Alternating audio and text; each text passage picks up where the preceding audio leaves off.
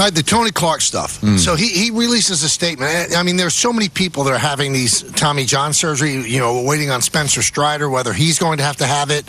And it's an epidemic. It's awful. And he said that it's Rob Manfred's fault because of the pitch clock. I mean, Jim Cott posted on Facebook that, why don't you put a coffee table behind the pitching mound? I mean, he said it's so ridiculous. He said we used to throw the ball within 10 seconds. There weren't arm injuries like this. There's one main reason why there's so many arm injuries.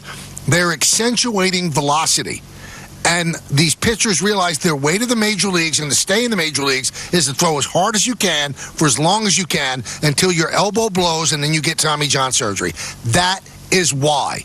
That's why. And if you want to throw in something that others have said about the sticky stuff, once you took the sticky stuff away, the grip on the baseball is so hard so that they actually have a grip that it puts a lot of stress on the elbow joint and might be leading to this as well. 18 or 20 seconds between pitches. Tony, I'm sorry. Come back to me. That's not the reason that elbows are blowing out. It's not. Because in the old days, like Jim Cott, get the ball, throw the ball. Get the ball, throw the ball. Whitey Ford, get the ball, throw the ball. Walter Johnson, get the ball, throw the ball. That's not the reason. The only reason Tony Clark's saying that is because the pitchers don't like having to work with a pitch clock. So they're telling him, the head of the Players Association, you got to get rid of this. So he's trying to tie the injuries to the pitch clock. Don and Peter, that's not it. It's the overemphasis on, and from the time they're kids now, in all the showcase games, throwing as hard as you possibly can. The body is not made to withstand that. It's not about pitch clocks. No, but didn't this have to get approved by the Players Association when the rule came in? Yeah, because they want it. They don't like the clock. So they're trying to tie it together.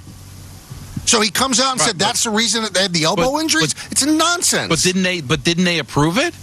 No, they're part of the committee, but they don't have the majority of the votes. So Manfred can push through any rule change he wants.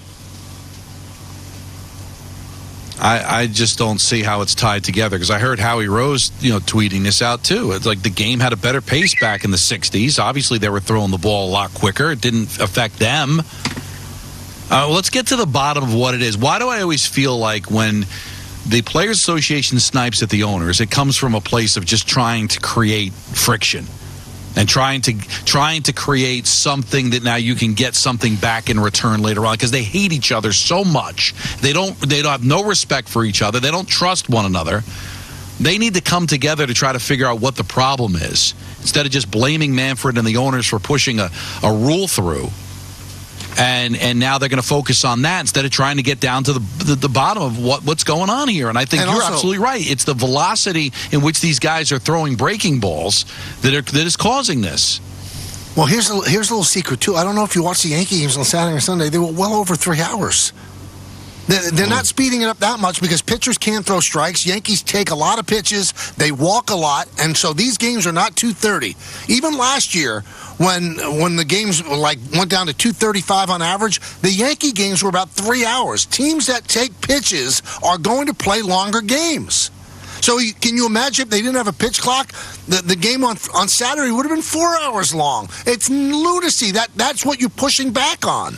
Of all the things, that's what you're pushing back on. Why don't you say, let's stop with the velocity. Let's stop preaching velocity. Let's stop them from going to drive line during the winter and throw harder and harder and harder. Don't you think the elbow's going to explode? That's exactly what's happening.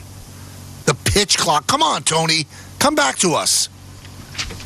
Don, if your elbow does blow, there's pain involved. There's a lot of pain.